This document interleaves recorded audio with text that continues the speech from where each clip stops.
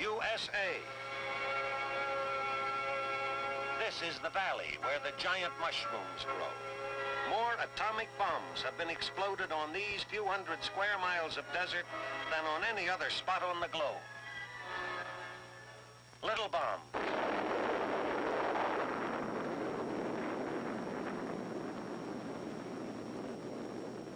Big bomb.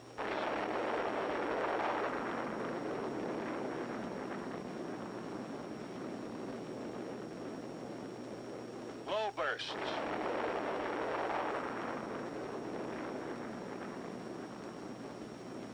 And high bursts.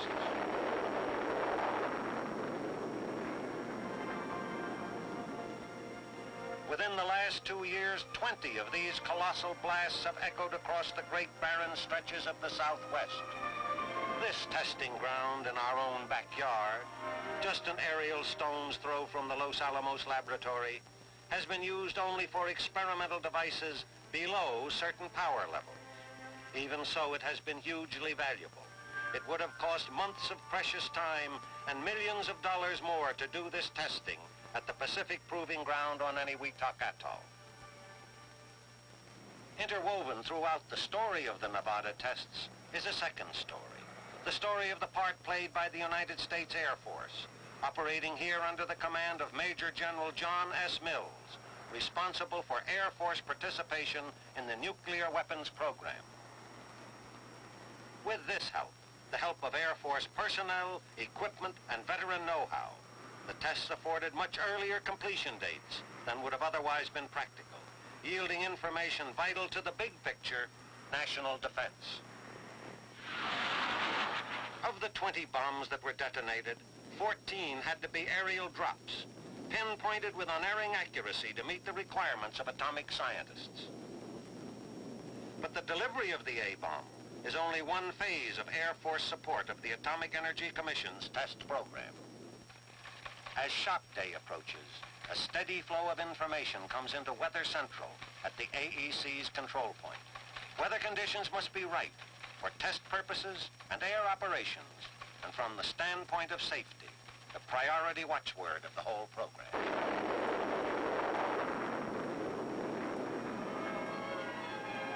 The next day, after 0 hour, we see the reason for this concentration on the weather job. We see its relation to the huge fact which remains after every nuclear detonation, the atomic cloud, the towering, angry ghost of the fireball. The payoff is knowledge of wind speeds and wind directions.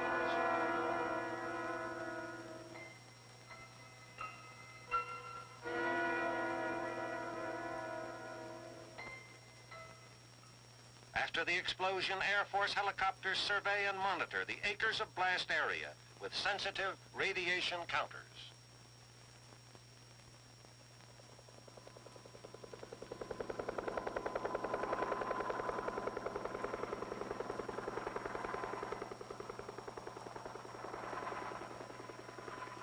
Charting super hot areas, probing for usable approach lanes for bomb damage assessment teams. Another phase of the test program is called cloud sampling, the job of gathering specimens of the radioactive particles inside the swirling atomic cloud. This is necessary for scientists to analyze accurately what happened during the explosion.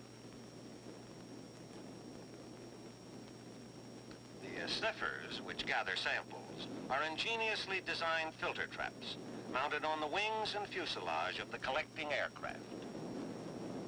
The sampler crews do a job considered impossibly dangerous a few years ago. Since then, advanced techniques make it possible for these trained crews to fly through the cloud without harm, even to stay inside of it for a while, if they observe the precautions taught by experience.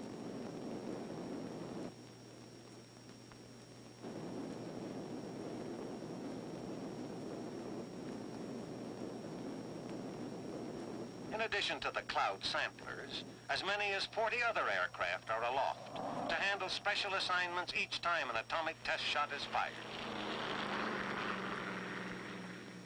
There are observation crews with ultra-modern cameras, other crews operating complex electronic recording devices, and of great importance, the men in the cloud tracking aircraft, which will follow the cloud hour after hour as it is carried cross-country by the wind, checking its spread, reporting every phase of its movements to a radiological control center. With this information, commercial airliners can be warned of the cloud path, and Air Weather Service can further refine its weather forecasting techniques. Any aircraft that has been used for cloud sampling or cloud tracking operations will carry traces of radiological contamination. The Air Force has only recently developed a method of washing contaminated planes which makes them safe and ready for service within 24 hours. Part of the benefit the Air Force gains from its cooperation in the atomic energy program is in the form of questions answered. What will be the effect of brilliant atomic light on the eyes of aircraft crews? To find out, flight surgeon volunteers sat before optical instruments in a flying laboratory to test their visual reactions to the actual flare of an atomic burst.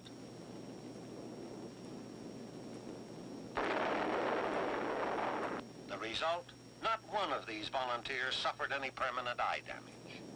Thus, these flash blindness tests established reliable standards for protection against such intense light, which information was immediately passed on to the thoroughly interested civilian agencies. Now, another thing the Air Force needs to know. What are the effects of atomic blasts on its prime tools, aircraft? So a number of aircraft, some obsolete and some latest models, were placed at various angles to the blast, because we must learn how to protect our own fighters and bombers, as well as how much damage we can do to the best of the enemy's aircraft. With the test setup completed, we move back and wait through the tense moments while the bomb falls.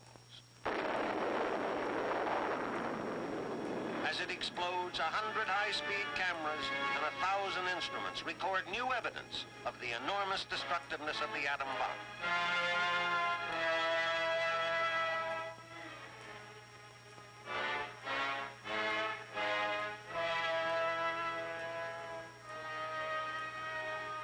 Later, we come back and study the results in detail, looking for the answers. Have fighters, built to stand greater stresses than bombers, sustained less damage? Have the ruggedly constructed jet planes fared better than the conventional aircraft? And the answers are here, in some lightly damaged aircraft and in others scorched and twisted wreckage.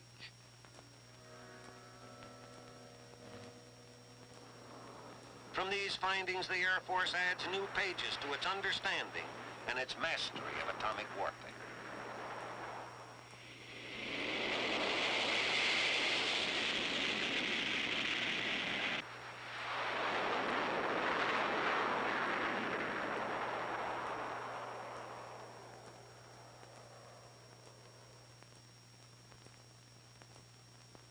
On the eve of a bombing run, an actual test drop, the air weather officer meets with top authorities for a final briefing.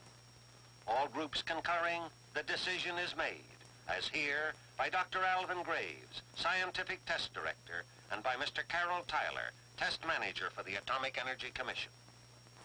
Well, Carroll, I think we should go ahead. Okay, Al, we have a shot. The standby period is over. The scores of activities that go into an atomic strike begin to mesh together. Aircraft crews get their final briefing. I am confident that you will execute this mission successfully. Now let's go and have a good mission. Out on the flight line, the drop aircraft is wheeled into position for loading. An intricate job with no room for fumbling.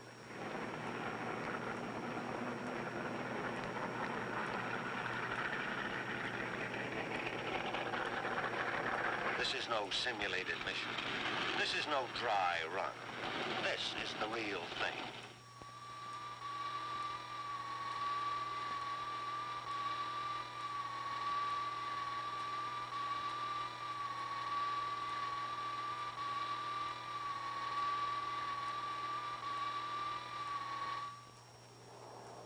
With an atomic bomb loaded in the bomb bay, the strike is launched. Rosebud, code name for this B-50 drop aircraft, is in the air. Three men in this plane especially share the heavy responsibility. The pilot,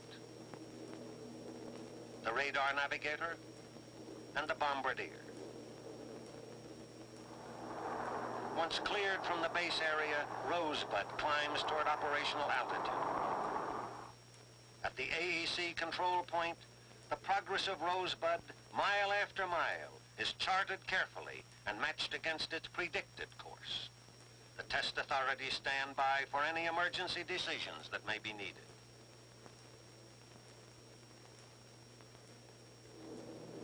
Rosebud is at bombing altitude, swinging in on the final bomb run. Turn in 5 seconds. 4, 3, 2, 1, turn.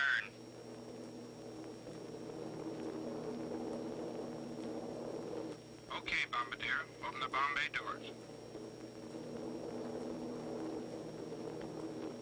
Give me a level.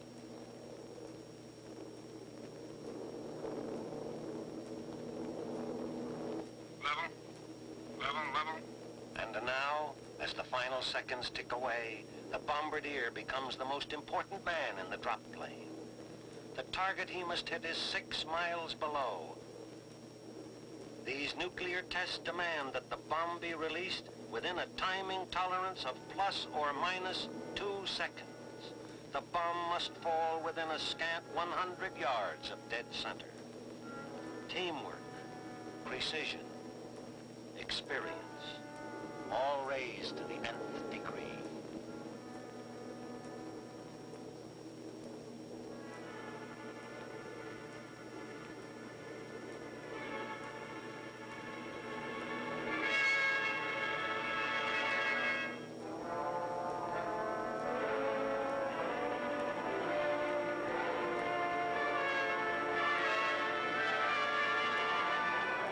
Bombs away.